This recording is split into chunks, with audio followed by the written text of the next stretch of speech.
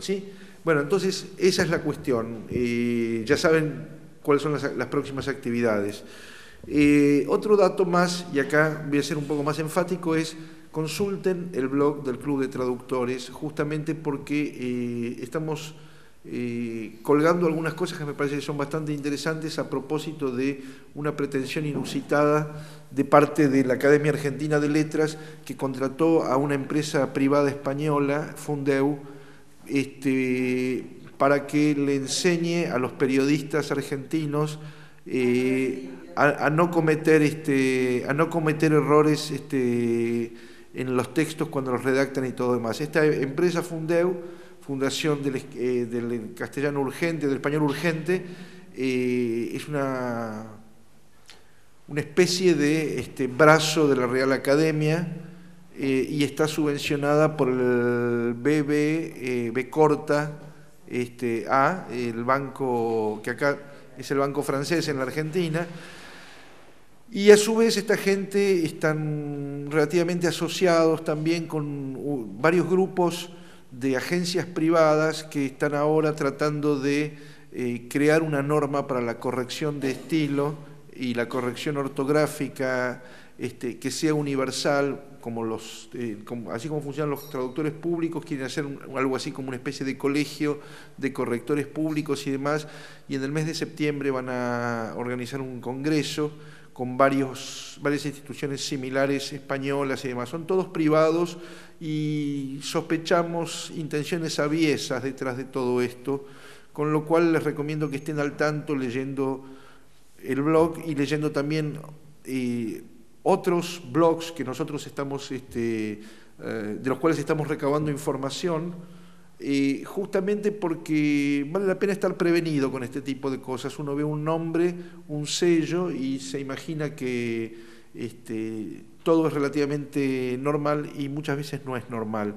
En este caso, de hecho, acabamos de poner varios ejemplos de errores a los que Fundeu induce a los periodistas, justamente haciendo uso y abuso de la norma española sobre las normas americanas. Así que les recomiendo que vean esto. Y vamos entonces, dada la hora y demás, a presentarlo a Fabián Iriarte. Es profesor de la Universidad Nacional de Mar del Plata, ahí enseña en la Cátedra de Literatura Comparada, enseña literatura inglesa y norteamericana. Aunque él lo niegue, es traductor. Digo, aunque él lo niegue porque se hizo no sé qué película a propósito de la profesionalidad y todo lo demás, cosa que ustedes saben que en el Club de Traductores nos importa relativamente poco. Luego, otra cosa más por la cual me parece que es muy destacado su trabajo, es un investigador, y de hecho hoy va a hablar del fruto de una de sus investigaciones. Y la última cosa, que quizás debía ser la primera, es un muy buen poeta. De hecho, el año pasado cometió la hazaña, digo cometió porque realmente es inexplicable, de haber conseguido que las dos principales editoriales de poesía de Argentina publiquen un libro de él cada una, lo cual no es moco de pavo. Gracias. Así que, Fabián, importado de Mar del Plata. Bueno, les agradezco que estén acá por la hora y por el frío, además. Bueno, cuento un poco qué es lo que hice, ¿cierto? Hace bastante tiempo ya, en realidad en el año 2000 creo, estaba sentado con una profesora de literatura argentina que es amiga mía en un congreso de la Sociedad Argentina de Lingüística, no te asustes, y se nos ocurrió la idea de investigar qué había hecho y qué había significado el Centro Editor de América Latina. Entonces ella, Mónica Bueno, es la editora la compiladora del libro que finalmente vio la luz en el año 2005, creo, en siglo XXI, que se llama CEAL, Capítulos para una Historia, que es una recopilación de ensayos que escribimos todos los del grupo sobre distintos aspectos de esta editorial, ¿no?, que fue tan importante, con Boris Spivakov a la cabeza. Y como yo siempre me dediqué a investigación de traducción literaria, bueno, y escribí este ensayo. Lo que hice fue tomar la colección Los Grandes Poetas, que era una colección de fascículos que se vendían en kioscos, en los kioscos, y que tuvo distintas secciones. Era una de poetas argentinos, otra de poetas italianos, franceses, y yo me centré en la colección de fascículos de poesía norteamericana, que eran 13 fascículos, 13 poetas. Y entonces lo que hice fue estudiar esos fascículos desde, bueno, todos los puntos de vista que yo pensé que eran interesantes, como el diseño de la colección, la distribución, la venta, la opinión de Spivakov, que era el dueño, digamos, de la editorial. También en esa serie de fascículos, bueno, cómo estaba armado cada fascículo. Tenía un compilador que a veces era el que escribía el prólogo, a veces era el traductor, a veces no, convocaban a otro traductor o a varios traductores. Y bueno, fui estudiando las distintas redes que me parecía a mí que se armaban, ¿no?, entre compilador, traductor, prologuista de cada fascículo, etc. Y a ver, hay varios aspectos, entonces no sé con qué empezar, pero una de las cosas que me pareció interesante es que esta serie ponía estos fascículos ponían al alcance de todos, porque se vendían en kioscos, poesía que quizás no se conseguía más, ¿no? Eso me pareció muy interesante. En general, los traductores eran todos argentinos, o sea que la traducción estaba hecha desde acá, digamos, desde un vocabulario propio. Y además también me interesó leer en esos fascículos una especie de diálogo que yo creí advertir entre la poesía argentina y la poesía norteamericana, entre estéticas, ¿no?, diferentes, pero desde el punto de vista de la poesía argentina, la voluntad de incorporar la estética por lo menos de estos poetas que estaban siendo traducidos. Esperen un cachito que les digo quiénes eran los poetas. Eran Ezra Pound, Edgar Allan Poe, E. Cummings, Walt Whitman, Emily Dickinson, Allen Ginsberg, Wallace Stevens, William Carlos Williams, Sylvia Plath, Marianne Moore, Edgar Lee Masters, Robert Frost y T.S. Eliot. Con algunas excepciones, me parece que estos poetas podían ser enmarcados dentro de la tradición del modernism norteamericano, la vanguardia norteamericana e inglesa. Y también me pareció que eso estaba hecho a propósito. No sé por qué Jorge era uno de los traductores, compiladores y todo eso, y cuando vos leíste el artículo me dijiste que había algunas cosas que yo había interpretado, ¿no?, y que era muy como desde afuera. Yo no estuve en la cocina de eso y quizás interpreté de más algunos gestos, que bueno, sí, puede ser porque, ya digo, yo no conocí todo lo que hubo, cómo se cocinó la colección, pero bueno, yo la leí desde afuera, desde lo terminado y de lo que a mí me pareció. Pero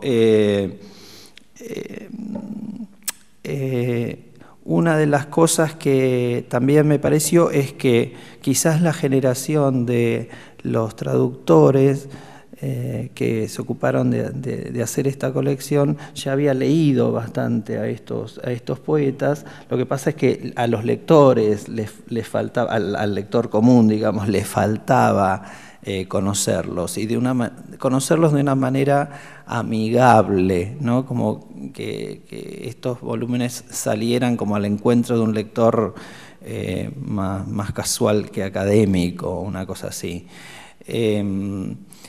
Y a pesar de eso, perdón que a veces se me... a pesar de eso, a pesar de esa manera casual que tendría la venta en los kioscos, también consideré la idea de colección, ¿no? Que me parece importante. En algún momento cito algunos, a Walter Benjamin, que ha escrito sobre la idea del coleccionista y todo eso. Porque la idea de colección, decía Spivakov, ahora no quiero perder el tiempo buscando la cita, pero decía Spivakov que tiene en la colección el volumen individual, cada fascículo y cada poeta adquiere valor en la acumulación con los otros poetas, ¿no? Se compra, él decía, la serie, la colección, y hasta que uno termina de armar esa colección, entonces es eso lo que se lee, ¿no? La interacción entre el primer poeta y el 13º poeta. Y eso también me pareció importante como operación de traducción y como operación de armar un lector para estos 13 poetas del modernismo. Entonces, como yo decía que los traductores ya habían leído profundamente a estos poetas, quizás la colección lo que hizo fue afirmar el canon, ¿no? de esta tendencia poética de la vanguardia norteamericana e inglesa, pero sobre todo norteamericana. Y lo que quiero decir con esto es que no se presentó a poetas desconocidos o como novedosos, sino que se reafirmó esa estética, porque quizás la lectura estaba hecha, pero no estaba integrada la estética, la escritura. Y me parece que eso es algo que aparece en los prólogos, ¿no? Como un programa de escritura que se estaba necesitando. Me parece que eso también es un efecto interesante de la traducción, ¿no? A ver, no sé, ahora lo estoy pensando esto, porque quizás un lector que es poeta, un lector que escribe, ¿cierto? Que puede leer en el idioma original, quizás va incorporando ideas para su propia escritura y todo eso, pero también falta, me parece,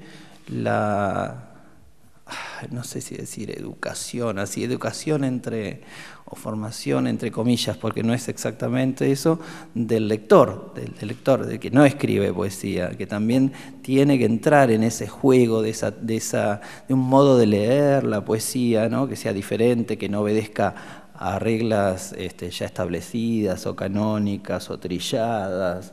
Me parece que se establece un juego como de vaivén de aprendizaje de la lectura, ¿no? Bueno, a ver, esas eran algunas de las cosas que escribí en el artículo. Una cosa que menciono en el artículo es esta cuestión de las afinidades entre los traductores y los poetas. Spivakov, a ver si esta cita la encontré. Spivakov dice, cada fascículo estaba hecho por un hombre, no dice una mujer, pero hubo mujeres, un hombre que conocía poesía y que conocía en particular al poeta del que el fascículo trataba. Hacía un estudio preliminar, hacía una selección de textos y también llamábamos a un buen dibujante para que hiciera 5 ilustraciones. Eso también es interesante, ¿no? Las interpretaciones que cada dibujante hizo de los poemas. Pero bueno, eso yo ni lo toqué porque no sabría cómo tratarlo. Digo en el artículo, esto merece otro estudio. Pero yo pensaba esta colección en relación con una colección de la editorial Penguin que se llama Poet to Poet, poeta a poeta. Y lo que la editorial hizo, lo que Penguin hizo, fue llamar a poetas contemporáneos en esa época, ¿no? Contemporáneos en esa época, como Cecil Day-Lewis, o Auden, o Kingsley Amis, Robert Creeley, Kathleen Raine, Stephen Spender, Alan Tate, y le pidió a cada poeta que seleccionara poemas, hiciera como una antología de su poeta preferido, ¿no? Del pasado literario inglés. Entonces, esa me pareció una operación interesante porque en esa estrategia de selección del nombre del poeta ya y la selección de los poemas de ese poeta, se pone en juego el seleccionador mismo, ¿no? Su propia manera de ver las cosas, de leer la poesía, de elegir un camino en poesía. Yo lo interpreté a eso como un modo de decir, bueno, esta es mi biblioteca privada, este es el poeta que yo favorezco, esta es la estética que a mí me gusta, y hasta quizás esto es un modo de escribir que yo alguna vez intenté o que me gustaría llegar a lograr, no sé. Bueno, esa era otra cosa también que leí en este estudio. No sé si tienen alguna pregunta. Yo estoy buscando algunos temas interesantes. Por ahí la señora me había... Sí. Perdón. No, de todas maneras, lo que les voy a pedir, que siempre digo, es esperen en todo caso a recibir el micrófono para hablar, porque si no se graba solamente lo que dice él y no se escucha el resto. Y como esto lo ve un montón de gente después, se queda sin una parte de la discusión. Perfecto. A ver. Perfecto. La señora. ¿Está bien que haya Sí. Bueno, porque estoy buscando como citas, pero... prefiero... Sí, justo yo le había pedido opinión al profesor sobre la autotraducción. Es decir, yo escribo poesía y a veces me sale en otro idioma. En este momento, como estoy estudiando inglés, a veces el poema me sale, aparece en mi mente en inglés. Y para publicarlo tendría que traducir, por lo menos poner las dos versiones. Esa es la opinión, por lo menos, de aquellos con los que yo comparto lo que hago. Y no sé si conviene que la haga yo la traducción o que la haga otra persona. O qué qué cosas tendría que tener en cuenta para hacer la traducción. No sé, yo... tengo una experiencia con eso porque estuve estudiando en Estados Unidos y solía juntarme con otros estudiantes que tomaban los mismos cursos que yo y ellos formamos como un grupo donde nos reuníamos a hablar de poesía y a leer nuestros poemas nada más. Nada que ver con los estudios, no, eran reuniones voluntarias y de amigos, básicamente. Pero entonces yo era el único que escribía en español. Entonces empecé a pensar en escribir poemas en inglés. Esos poemas los escribía en inglés, a ver, no sé, como pensando en el idioma inglés nada más, nunca pensando en traducirlos a esos poemas al español. Y incluso hicimos lecturas públicas y todo eso. Yo no estaba muy convencido de mis poemas en inglés, pero bueno, mis amigos me ayudaban y nos criticábamos mucho, ¿no?, los poemas. Después cuando volví a Mar del Plata, bueno, y yo tenía poemas, he publicado poesía y todo eso, algunos de esos poemas los traduje al español, pero me tomé muchas libertades con esos poemas. En realidad los tomé de base para escribir poemas nuevos, corté, agregué. Realmente no podría decir que eran estrictamente traducciones, pero eran traducciones, no sé cómo decirlo. Eran traducciones, pero no. Eran la base de un poema que yo quería escribir después en español. ¿Podríamos hablar de recreaciones? Sí, recreaciones, sí. Pero además, cuando yo decía que escribí esos poemas en inglés, lo que quiero decir es que tenía muy en cuenta, creo, a ver si puedo ponerlo en claro esto, dos cosas. Que cada palabra en su propio idioma forma parte de un campo semántico de palabras que convoca y crea a su alrededor, me parece, una serie de connotaciones que existen solamente en ese idioma. O sea, puede haber cosas, ¿cómo es que se dice? Intersecar, que intersecan, connotaciones que intersecan también en otro idioma, pero en general esa palabra, yo la veo a cada palabra como un núcleo con una especie de halo de otras palabras, imágenes, connotaciones, etcétera, que son propias de esa palabra en ese idioma. Eso. Y después lo otro es que en cada idioma la palabra tiene una materialidad fónica, un sonido, una estructura fónica, y también quizás hasta hablan, bueno, un orden en una oración, en un sintagma, ¿no? Una ubicación específica en una frase, en una oración, que muchas veces tampoco coincide con el orden de la palabra equivalente en otro idioma. Entonces esas tres cosas eran las que yo tenía en cuenta cuando escribía en inglés, como es lo mismo que tengo en cuenta cuando escribo en castellano, pero al no coincidir, entonces cuando yo quise traducir algunos de esos poemas, bueno, fue rearmar, recrear todo y escribir otro idioma.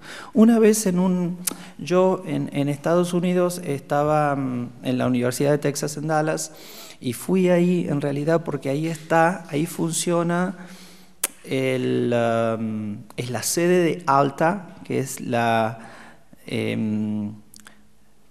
Asociación de Traductores Literarios Norteamericanos. Mi director de tesis doctoral fundó esa asociación, Rainer Schulte, y ahí se publica Translation Review, la revista de traducción.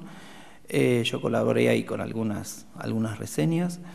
Entonces estaba en el centro de la traducción literaria de Estados Unidos. ALTA organiza todos los años un congreso, unas jornadas en diferentes ciudades de Estados Unidos, y yo los 5 años que estuve allá fui a esas jornadas, son maravillosas, están todos los traductores literarios de Estados Unidos se juntan. Entonces, bueno, esa fue la razón por la que me interesó también ir a UTD, porque ahí se estudiaba traducción, y mucho de la práctica de escritura de poesía que yo hago tiene que ver con esto de la traducción, ¿no? Yo había empezado a estudiar acá en Mar del Plata con una discípula de Rainer, que es Lisa Bradford. Y ahora tenemos estos talleres de traducción allá. Pero bueno, me perdí, no sé por qué conté. Te voy a traer a la realidad de nuevo. Hay dos o tres cosas, y un poco también para volver de a poquito al título de tu charla, que a mí me pareció muy original: el traductor es un traidor. La primera tiene que ver con lo que vos estabas contando, cuál era, no mi disidencia, sino cuál era la cocina de todo esto. En el año 86 salió el diario de poesía. Sí. Cuando salió el diario de poesía, que yo integraba, se hizo una primera tirada en el primer número de 5.000 ejemplares y se agotaron en una semana. Entonces se hizo una tirada de 7.000 ejemplares. Era algo bastante curioso para una revista y más para una revista de poesía. El segundo número fuimos directamente, este primer número salió en junio, el segundo salió en septiembre y fuimos directamente a hacer 7.000 ejemplares que también se agotaron rápidamente. No hubo una reedición, pero tomamos la decisión en el mes de diciembre que el tercer número tuviera una tirada de 12.000 ejemplares. No se agotó y aparte hubo un problema en ese momento con la distribución, por lo cual llegaron a los kioscos solamente 1.500 ejemplares o una cosa por el estilo, lo cual produjo el primer gran agujero financiero de la publicación.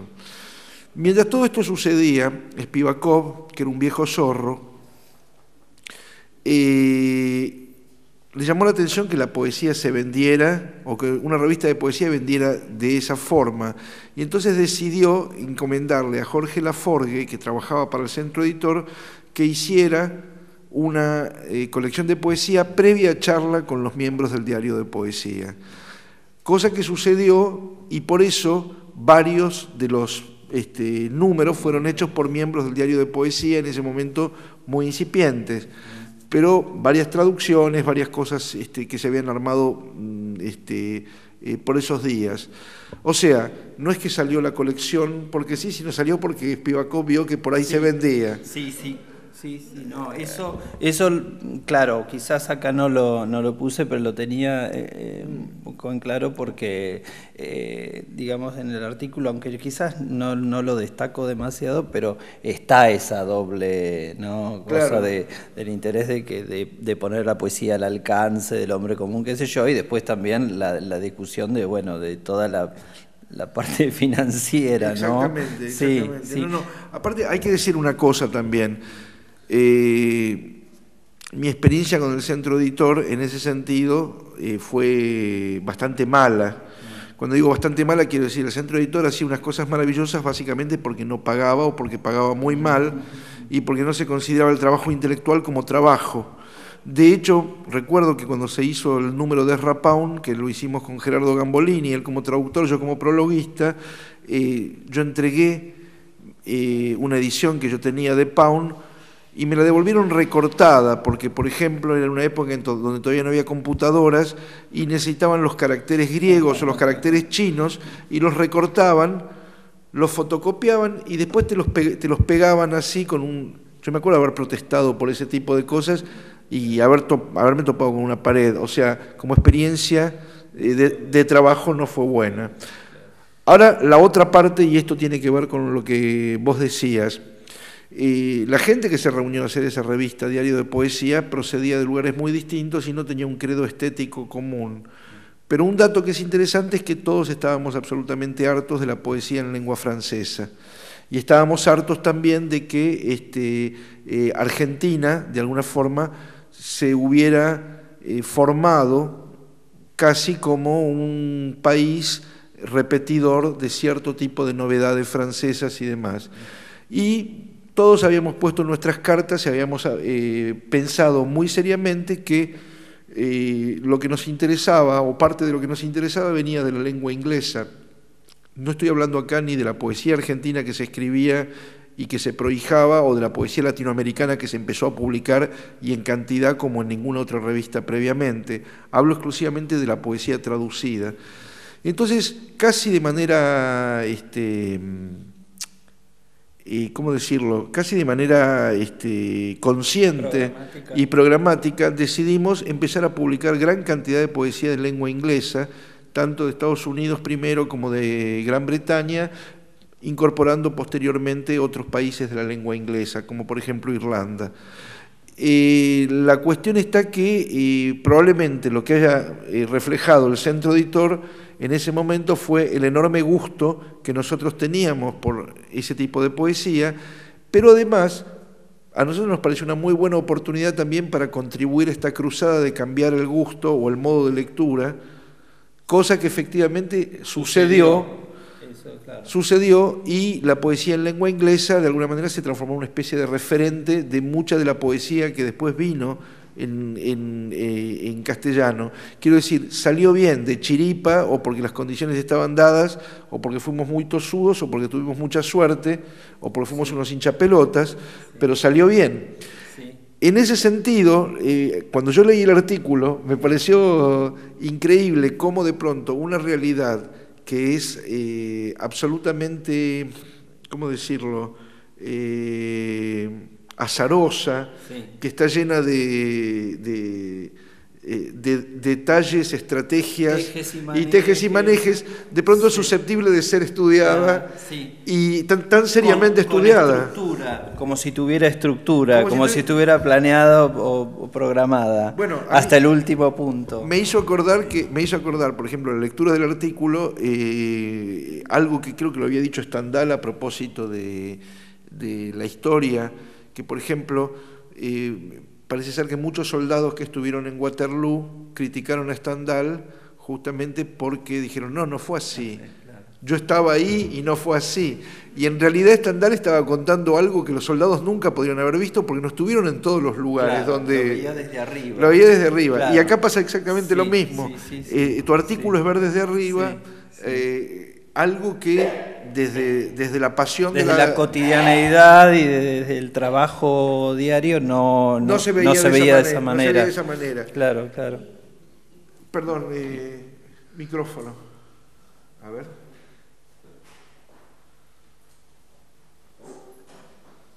Que creo que debe ser el modo como se interpretan todos los procesos, ¿no? De historia, como vos decís, ¿no? Desde la historia vista desde la literatura, la historia vista por los historiadores, ¿no? Sí, igual para los que leímos o el diario de poesía o la colección del Centro Editor era bastante evidente la similitud que había entre una y otra cosa.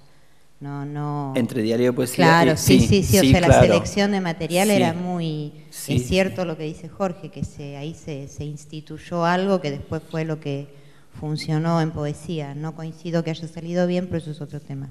Claro. Pero digamos, claro. Si no salió bien, no es el tema, es lo que se interpretó de lo que se leyó, del objetivismo y del imagismo y todo lo demás. O sea, se leyó mal el modernismo probablemente, claro, que es otra cosa.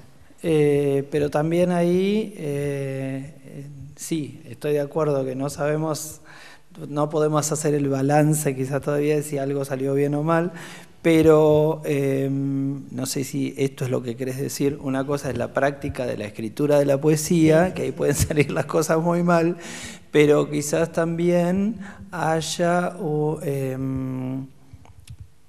lo que yo mencionaba anteriormente, que es una educación, una sugerencia. La colección es maravillosa. De una manera de leer. Es más, a mí después de muchos años, incluso compré cuando salieron la colección entera, los tomos, los tengo todos. Sí. Tenía los fascículos, se lo tengo repetido, la visión, el panorama es muy amplio, es muy completo y es realmente iluminador, ya sea de poesía norteamericana o de la poesía que fuere. Pero sí es evidente que lo que se estaba elaborando en el diario de poesía es lo que aparecía ahí también. Claro. Hay un dato ahí que, por otro lado, retrospectivamente hoy me parece ridículo, pero por ejemplo, había distintas series. Una serie era poesía europea, donde iba todo en todos los idiomas. Otra serie era poesía latinoamericana, otra serie era poesía argentina y otra era poesía norteamericana. O sea, y dentro de la serie europea había, por lo menos Eliot estaba en la serie europea, no en la norteamericana. Claro. Yo lo incluí, claro. Pound Pound también. Bueno, la cuestión está que era una desproporción, realmente era una desproporción. Si no me equivoco, de poesía francesa estaba Paul Éluard, Apollinaire, creo que André Breton, y se acabó. Y bueno, me acuerdo, por ejemplo, de poesía turca, Nazim Hikmet, claro. Porque, o sea, había mucha mezcla. Era muy raro eso y de pronto esa Sí. inclusión. Sí. Y yo digo lo de diario de poesía porque fuimos varios. Recuerdo que Mirta Rosenberg con Padeletti hicieron una patriada que fue publicar por primera vez en Argentina muchos poemas de Marianne Moore, Claro, lo claro. cual fue realmente bastante impresionante. Pero, por ejemplo, recuerdo otra gente que no estaba vinculada al diario de poesía, como por ejemplo Jorge Peretnik, de la revista Sí, Jul, que él sí. hizo, si no me equivoco, Cummings, creo que hizo Cummings, sí. Después estaba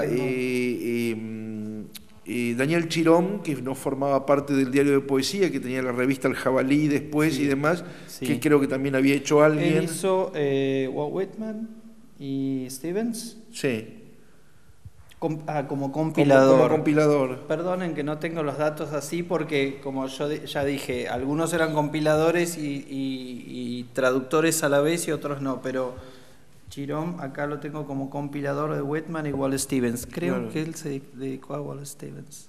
Si mal Bueno, no recuerdo. la cuestión está que evidentemente era algo que estaba en el aire porque mucha gente de la misma generación, pero que venía de otros lados, se dedicó a eso también. También, sí. Bueno, y es ahí También. donde yo quiero enganchar con lo que vos decías de el traductor es un traidor. Sí. Bueno, pero el título ese, porque siempre me pareció ingenioso de una manera pava, ¿no? Una manera pavota, porque esto de traductores, ¿no? Traditores, qué sé yo, pero el título ese lo elegí cuando me invitaste, que yo no sabía muy bien de qué hablar, y después cerramos en que tendría que Bueno, limitar de esto. arreglátela ahora. No, pero eso es una idea, no sé si es muy interesante. Lo puedo juntar a la investigación esta, que me parece que un traductor cumple esa función muy importante de traer, ¿cierto? De traer o lo que es desconocido o de reforzar aquello que es conocido pero poco, ¿no? Yo eso un poco lo puse en el artículo en el sentido de que hablaba antes, que quizás en la parte de afinidades, ¿no? De afinidades selectivas, que quizás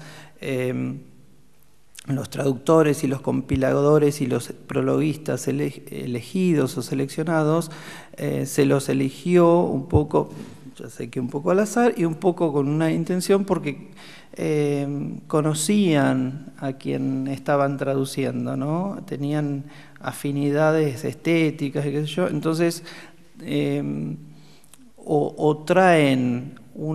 importan una estética, un modo de escritura, pero también un modo de interpretar la realidad que no funciona en la cultura receptora. Vos estabas diciendo recién que estaban hartos de la poesía francesa. Bueno, es eso, es un cambio de hábito de lectura, un cambio de hábitos de escritura que se nota, ¿no? Si uno estudia la poesía argentina.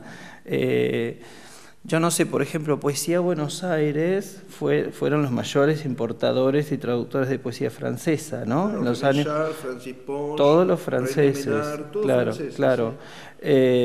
Y yo no sé si ustedes estaban hartos de esa poesía o de la que se producía en Argentina en imitación de esa poesía francesa. Bueno, es que, esta es una pregunta para él. Es que justamente yo creo que ahí hay una cosa en donde das en el clavo y donde yo llevaría el título finalmente a lo que decís en el artículo. Evidentemente uno busca coincidencias estéticas muchas veces en aquello que traduce, sobre todo cuando elige traducirlo y no cuando es algo que se plantea como una obligación o como un trabajo comercial. En el caso de poesía prácticamente nunca se plantea como un trabajo comercial. Pero Y parte de esas coincidencias tienen que ver justamente con descubrir desarrollos que pueden ser útiles para la propia lengua o que pueden permitirnos encontrar respuestas más rápidas a preguntas que no podemos responder con el contexto en el que estamos inmersos. Y en ese sentido yo creo que por el conocimiento deficiente que había de la poesía francesa en el momento en el que surge, digamos, más concretamente a mediados de los años 80, conocimiento deficiente no me refiero al pasado histórico de la poesía francesa, pero por ejemplo, mientras existía el surrealismo, que más que un movimiento parecía un ministerio, había muchísimos poetas que escribieron entre la década del 30 y la década del 90 y que nunca fueron publicados en castellano y no fueron contenidos en las grandes antologías que circularon ni en Argentina ni en otros países. Exactamente lo mismo se puede decir con aquellos poetas que vinieron después del surrealismo. De hecho, yo mucho más adelante hice una antología de poesía francesa, pues estaba harto de escuchar que el último gran poeta francés era Yves Bonfoy, y me parecía que era nuestra ignorancia la que nos hacía decir eso antes que otra cosa. De hecho, hay otros poetas franceses posteriores a Bonfoy que son realmente importantes. Entonces, la historia esta de llevar agua para el molino propio tiene que ver muchísimo con lo que uno elige cuando traduce. Y si de pronto existía la posibilidad de hacerlo en gran escala, yo creo que eso llamó la atención y creo que eso planteó algún tipo de desencadenante para que después pasaran otras cosas con esta poesía. De hecho, yendo una generación más adelante, en los años 90, los chicos que aparecieron en los años 90, leyeron otra poesía, después de haber leído toda esta poesía que no es que se publicara por primera vez en castellano, no, pero que tuvo una circulación mucho más fuerte, empezaron a elegir otras partes de la poesía de lengua inglesa que no habían sido exploradas hasta ese momento. Doy un ejemplo muy simple. La mitad de la generación del 90 que traducía se ocupó de los poetas objetivistas norteamericanos que hasta ese momento no habían sido traducidos nunca en Argentina. George Chopin, Charles Resnikov, Zhukovsky, poetas de los años 30 que, por no haber encontrado su cabida en otras antologías que se hicieron en la Argentina, pasaron totalmente desapercibidos y de hecho hasta el día de hoy prácticamente no han sido publicados. No. Claro, porque estos chicos de los que vos hablás han traducido así esporádicamente, pero esos poemas se encuentran en revistas de poca circulación o de pocos números o de poca tirada, es una circulación como de fotocopias, ¿no? Pero no masiva. Esto también estaba pensando en lo que decís, que la poesía tiene diferencias con otros géneros, sobre todo con la narrativa, me parece, en relación con la traducción, porque hay una gran discontinuidad, ¿no te parece? Una discontinuidad traductora, una discontinuidad traslaticia, o sea, como depende bastante con estas excepciones, ¿no? Donde hay un proyecto más o menos armado, más o menos limitado, como depende tanto la traducción de poesía de los traductores que lo hacen no por encargo y paga de una editorial, sino porque les gusta simplemente, se producen unos grandes baches y saltos históricos y falta esa continuidad, porque si estamos hablando de que los poetas objetivistas norteamericanos escribieron más o menos en la década del 30, entonces tendríamos que conocerlos de acuerdo con la cierta evolución que hubo del modernismo primero, el modernismo tardío de los años 40, el high modernism, en el medio estuvieron ellos, entonces ¿cómo pasa que ahí hay un agujero negro, ¿no? Es por estas discontinuidades, lo mismo que lo que vos contabas de la poesía francesa, bueno, después de Bonfoy, hubo otros poetas franceses. Entonces, como para tener un panorama de la evolución de la poesía francesa también, ¿no?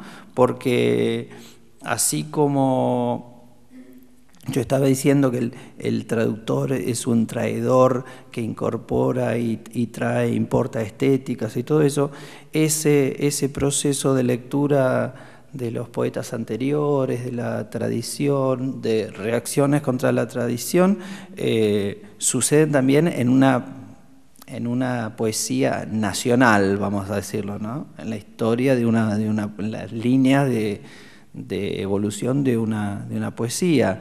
Y con esto quiero decir que los poetas que escriben han leído poetas anteriores, reaccionan contra ellos, incorporan modos de escribir, se rebelan contra modos de escribir inmediatamente anteriores o del pasado lejano. Es decir, hay lo que se llama intertextualidad, ¿no? Los diálogos con los textos anteriores. Y bueno, cuando están estos baches, uno no sabe muy bien cuál es ese diálogo, ¿no? Bueno, pero es que nuevamente la idea de traidor me parece fecunda, y porque, digamos, vos traes lo que necesitas, no traes cualquier cosa, traes básicamente lo que necesitas. Y estos baches muchas veces tienen que ver también con el sistema de referencias que uno vaya a tener. Cuando digo el sistema de referencias que uno vaya a tener, quiero decir, bueno, si por caso alguien se va de viaje, va a una librería, compra una cantidad de libros y esos libros traen a tales y cuales autores, pero no a tales y cuales otros. Ahí ya tenés armado un canon tuyo. Bueno, hay una anécdota, sí, por ejemplo, sí, una anécdota terrible. El año pasado yo estaba en Irlanda en esta misma época, en septiembre, y se publicó una gran mega antología de poesía irlandesa publicada por Penguin. Es una antología que tiene más de 1500 páginas y que arranca desde aproximadamente los poemas en irlandés antiguo hasta la actualidad. Terminaba con gente nacida en la década del 80. Una antología cronológica. Histórica. El editor de esta antología la hizo para una editorial inglesa, Penguin, y la hizo al gusto inglés. Vale decir, aquellos poemas y aquellos poetas que escapaban a lo que un inglés pensaba que debía ser la poesía irlandesa, no estaban presentes. Entonces, toda una generación de gente que anda entre los 60 y los 40 años no está dentro de esa antología. Fue un gran escándalo, y aparte el escándalo fue mayúsculo porque la presentó Seamus Heaney, que fue aparentemente engañado por el antólogo y que escribió el prólogo prácticamente un año antes de que el libro estuviera completado. Esto produjo una tensión... Pensando en otro índice. Esto produjo una tensión gigantesca. ¿Y por qué era básicamente esta tensión? Porque un libro de esas características iba a ser la antología canónica por lo menos por 10 años. Y eso implicaba que en todas las universidades norteamericanas e inglesas que iban a comprar esa antología, los poetas que no habían sido incluidos, por muy importantes que fueran, no existían. Claro. Entonces, yo, viajero argentino, voy, veo esa antología, la compro y digo, uy, esta es la poesía irlandesa. Claro, la posta. La posta, esto es lo que tengo que traducir. Claro, y resulta que me estoy comiendo prácticamente a más de 30 o 40 nombres que son fundamentales para entender el desarrollo de esa poesía. Es lo mismo que pasa cuando nosotros hacemos una antología en la Argentina y faltan nombres o sobran nombres. Y entonces, en función de eso, uno termina... el lector, el lego que se acerca con la mejor buena voluntad, termina leyendo una cosa que no necesariamente es lo que es. Es muy problemático, pero a su vez es lo que también permite que estos agujeros se vayan a subsanar una o dos generaciones después, cuando alguien encuentra algo que faltaba y demás. O que algunos de estos escritores vayan a tener una vida o una trascendencia cuando muchos de los miembros de su generación ya la tuvieron y ya entraron en desuso, para decirlo de alguna forma. Claro, que eso sucede, es prácticamente la historia de la literatura, ¿no? Sí. Sí, a veces, quizás uno cuando es contemporáneo, por ejemplo, ahora que trajiste a colación la literatura de la poesía argentina, ¿no? Que últimamente han salido varias antologías, sí. Y bueno, si las compara uno ahí ve claramente lo que ha hecho cada antólogo, ¿no? Me parece que uno protesta más porque está bastante cercano es contemporáneo del antólogo, entonces uno dice, pero ¿cómo acá se olvidó de tal cosa o vio a este poeta, a esta poeta a propósito? Porque a veces uno sabe también el backstage, ¿no? Claro, amistades, los enojos, ¿no? Personales y todo eso. Hay una cosa más, es la última que digo, pero me entusiasmaste con eso. Hay otro problema más cuando se hacen este tipo de libros y que también tienen una descendencia complicadísima. Ustedes tienen que pensar que, por ejemplo, muchas veces estos libros que están a cargo de universitarios que en una universidad extranjera deciden, digamos, dan clases sobre tal o cual tema y publican a tales y cuales autores. Si esos universitarios no están al día respecto de lo que pasa realmente, la visión que se tiene en el país de estos universitarios es la de la poesía que se presenta ahí. Claro. Doy un ejemplo muy simple. Para muchos Alejandra Pizarnik sigue siendo la gran poeta argentina, pero muchos de estos profesores que siguen hablando de Alejandra Pizarnik no leyeron ni a Juana Viñosi, ni a Susana Tenon, claro, ni a Luisa Futoransky, claro, ni a tantas otras poetas que podrían estar en la misma categoría. Sí. Eso sí tenés la suerte de tener poesía en la universidad, en la carrera de letras. Al marco, empezando por ese tema, donde la poesía extranjera no se da porque no se puede leer poesía traducida, y de la Argentina no se da, yo creo, porque la verdad no sé, las excusas que te dan son variadas y amplias, pero poesía, salvo contadas cátedras, no hay poesía en la universidad. Pero pensalo, por ejemplo, en universidades donde supuestamente esto no pasa, digo, universidades yanquis, donde este tipo de cosas... Olvídate. No. Bueno, yo diría, en buena medida, muchas veces el reloj de los profesores en estas universidades atrasa, porque no están acá, porque no saben qué es lo que pasa, porque no tienen contexto, y lo que tienen son referencias, muchas veces de cuando eran jóvenes y vinieron 3 meses a hacer una investigación o una cosa por el estilo. Es muy, muy, muy complicado, y esto, digamos, bueno, no es privativo de los Estados Unidos, pero en los Estados Unidos, donde es necesario producir papers permanentemente y demás, es mucho más visible por ahí que en otros lugares del mundo. Pero, por ejemplo, hablando de esto mismo, hace unos años me acuerdo que se hizo una antología de poesía hispanoamericana en Francia, y la gente que la estaba haciendo, había 2 personas, una era un poeta francés y la otra era Saúl Yurkiewicz, poeta argentino, pero profesor universitario radicado ahí. Todas las referencias que Yurkiewicz daba eran viejas. Claro. O sea que, por ejemplo, caso de Uruguay, está muy bien que en una antología esté Idea Villariño, que ya fue publicada 20 millones de veces en todas partes del mundo. Estaría mucho mejor que, aparte de Idea Villariño, estuviera Circe Maya, que es una poeta de primerísimo nivel y que prácticamente nadie conoce fuera de Uruguay. Y lo mismo con cada uno de los distintos países. Las referencias suelen ser viejas. Y entonces, no se estudia más poesía, ese es el tema. Nadie quiere investigar, no se hacen rastreos históricos de la poesía. Claro. Porque lo que en la narrativa es evidente, en la poesía exige una investigación que tiene que ver con el uso de la lengua, la evolución de la lengua en los poetas. No se hace eso. Ese es el problema básico. O sea, tenemos gente investigando narrativa, pero no poesía. Entonces morimos en la ignorancia. Algo semejante pasa en Mar del Plata, porque yo doy literatura en el profesorado de inglés de la universidad, pero en realidad salí de letras, yo soy graduado en letras.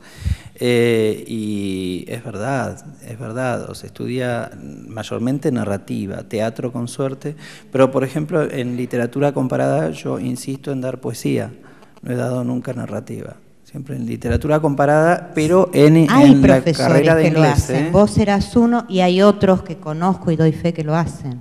Pero los cuento con los dedos de una mano son contados, y me claro. Sobran dedos. Hay una gran desproporción, eso es verdad. Mientras Jorge hablaba, no para cambiar de tema, sino para seguir, pero estaba pensando en esto, que muchas veces también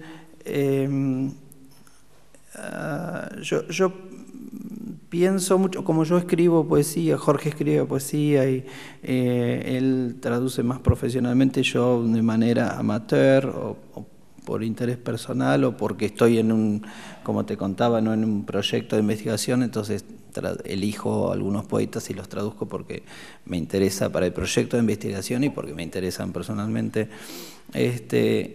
También el traductor es un traidor en ese sentido, ¿no? De que elige un poeta, una poeta, un escritor que le gusta mucho y que le gustaría dos cosas a ese traductor como traidor, ¿no? Que a ese poeta otras personas lo puedan leer a través de la mediación que uno hace con la traducción, y también en el caso de que el traductor escribe él mismo o ella misma, porque traducir es un acto de aprendizaje, no de la escritura. A mí me interesa particularmente eso, ¿no? Yo soy muy de aprender mientras estoy traduciendo, de aprender todo, vocabulario, sintaxis, modos de estructurar un poema, no a ese nivel, ¿no? Muy micro. Me encanta eso de la actividad de traducción y pienso que los traductores de poesía, sobre todo, les atrae hacer esa actividad por esa misma razón, entre otras, ¿no? Pero en las reuniones de ALTA, de esta asociación norteamericana, de las reuniones de ALTA, mi conclusión es que lo mismo pasa incluso en Estados Unidos, porque todos los traductores de poesía tenían proyectos de traducir poetas y ellos primero traducían y después iban a buscar al editor. Sí, invariablemente, o sea que no es un fenómeno que se dé en Argentina solamente, por lo menos en Estados Unidos yo lo vi. Yo vi eso, a diferencia de los que traducen ensayos, narrativa sobre todo, no, siempre es medio por encargo, ¿no? Pero todos los traductores de poesía que conocí en estas reuniones de ALTA tenían proyectos personales y lo llevan adelante con mucha pasión y con poca plata, digamos, porque lo hacen no robándole horas y tiempo y esfuerzo a sus trabajos habituales. Así que es algo bastante común, me parece. Bueno, ¿alguna pregunta más? ¿Alguien que quiera agregar algo? ¿Algo más? No, si alguien leyó estos poetas de los fascículos de Ceal, ¿tiene experiencia o no? Sí, a ver. A ver, Varios de los poetas que usted nombró, profesor, los estudié en el Ricardo Rojas, cuando hice taller de poesía con Walter Casara y Osvaldo Bossi. Ah, sí, sí. Ellos me introdujeron en varios de los poetas que usted nombró. Inclusive yo encontré en casa libros como Persona de Ezra Pound y demás, porque mi marido también era artista plástico, pero tenía en su biblioteca mucha poesía, porque bueno, las artes dialogan entre sí, ¿no? Sí, sí. Así que me resultó muy enriquecedor leer esos poetas, no en sí los fascículos del centro editor, pero sí fotocopias y, en fin, y libros. Sí, pero yo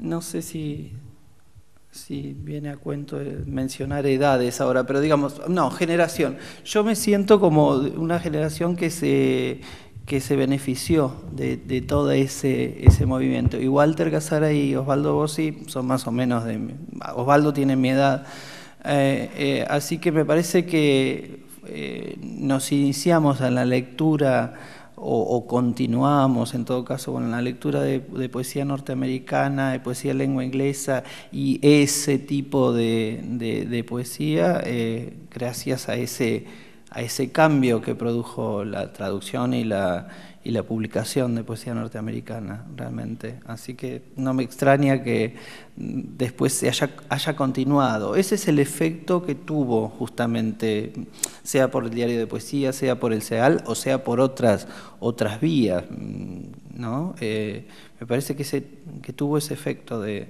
empezar a ser diseminado, a empezar a poder leer, ¿no? Yo cuando digo aprendizaje de la lectura no quiere decir que una persona no puede abrir un libro de poesía y leerlo y qué sé yo, pero la poesía tiene como una estructura tan diferente de la narrativa, ¿no? Que me parece que uno necesita acostumbrarse, ¿no? a encontrarse con ella.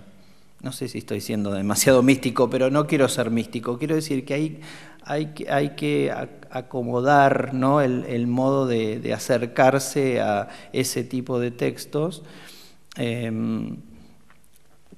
porque cada generación, cada literatura nacional, cada poesía nacional, cada etapa de poesías nacionales francesa, italiana, qué sé yo, tiene como sus propias reglas. Entonces, me parece que la tarea de traducción, la diseminación de traducción, de versiones, ayuda en ese aprendizaje de la lectura.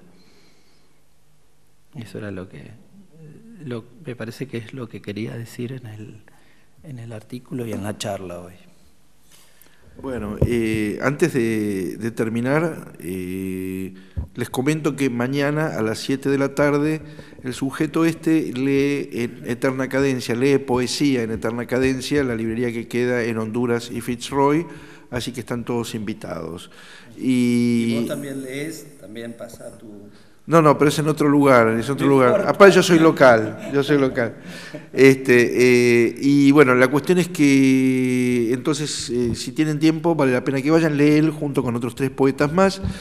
Y si no, nos vemos el lunes 18 de nuevo a las 20 horas con Alan Pauls. Muchas gracias.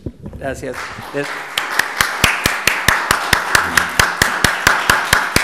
Les agradezco muchísimo que hayan venido, se hayan quedado.